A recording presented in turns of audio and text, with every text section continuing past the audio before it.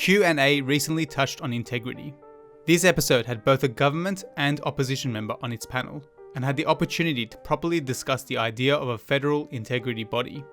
It's a topic the government has purposely confused the public on, and this episode was a perfect example of how the media fails to do its one job, to clear things up.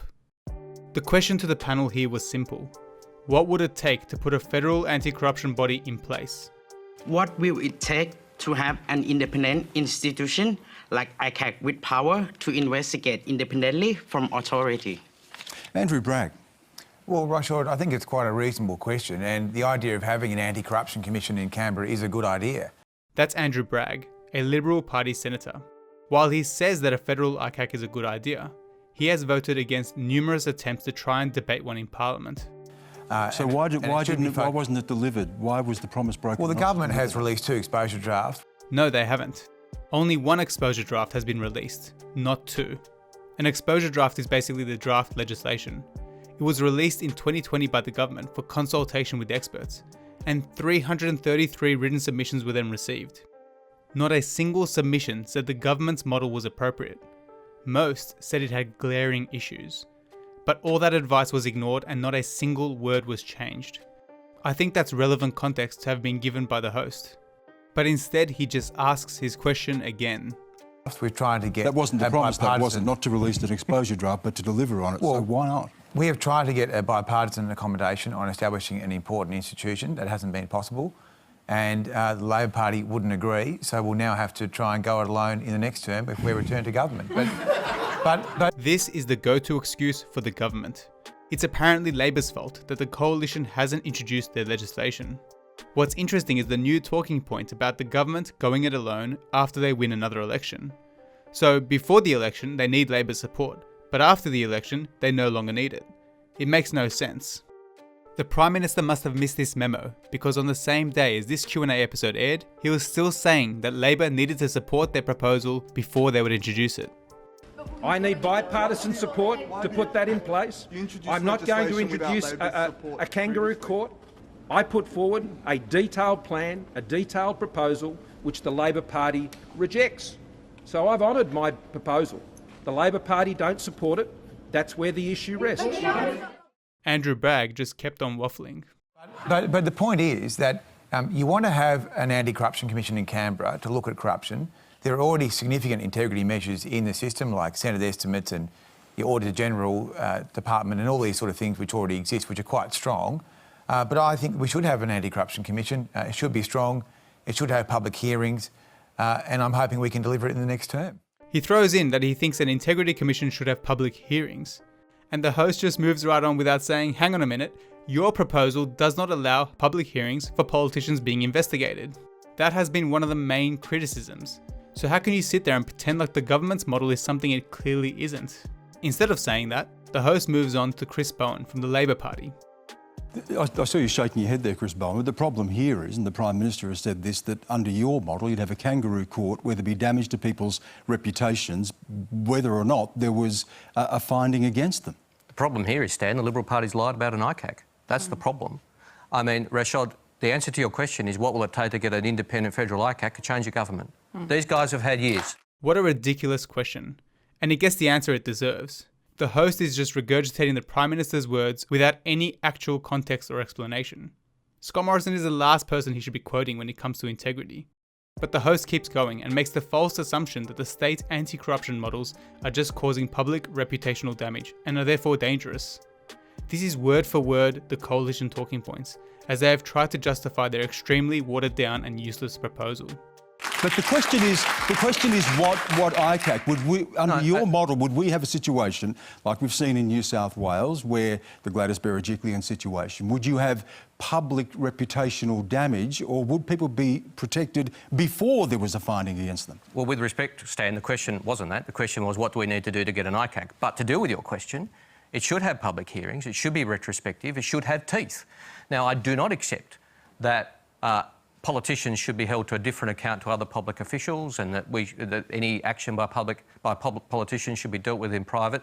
I mean, Andrew's model is a joke. Experts have said you'd be better off doing nothing. That's true. Here's Jeffrey Watson, a barrister who was involved with bringing down some of the most corrupt politicians in New South Wales.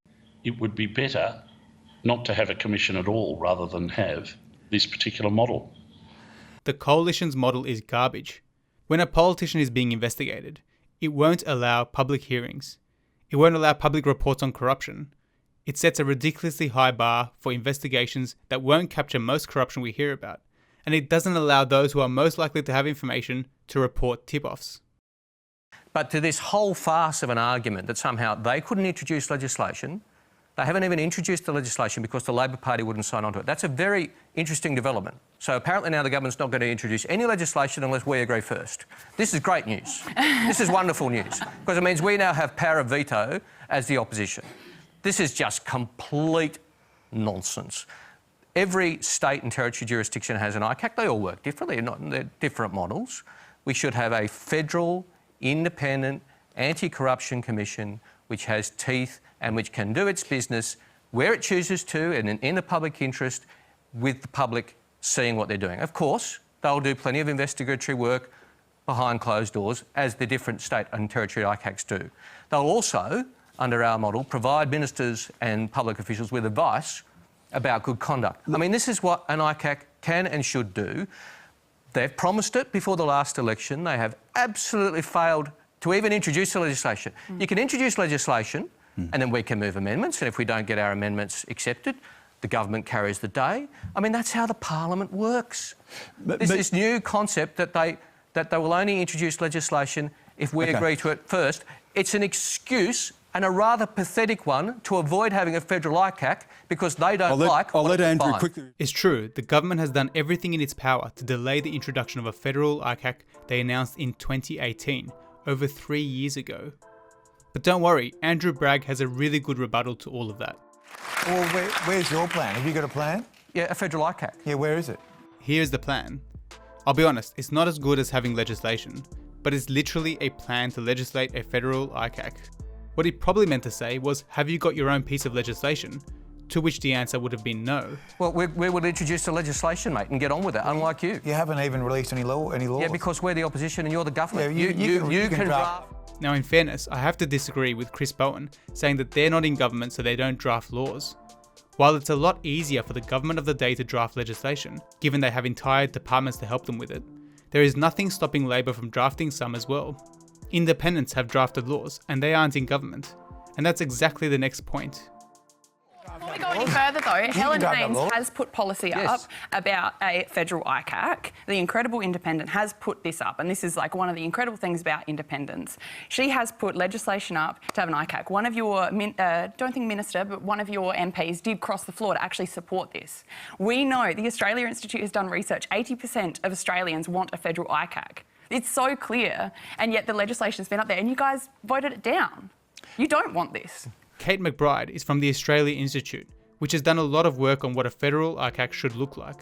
She jumps in, which is good because the host wasn't bringing up anything of value. The camera angle here isn't clear. It makes it look like she's saying that both the Liberals and Labor voted the Helen Haines proposal down. And the host just moves right along to ask a non-question to the next guest, Osher Günsberg, who then proves that nothing is being done here to dispel the rumour that both parties are the same when it comes to a federal ICAC.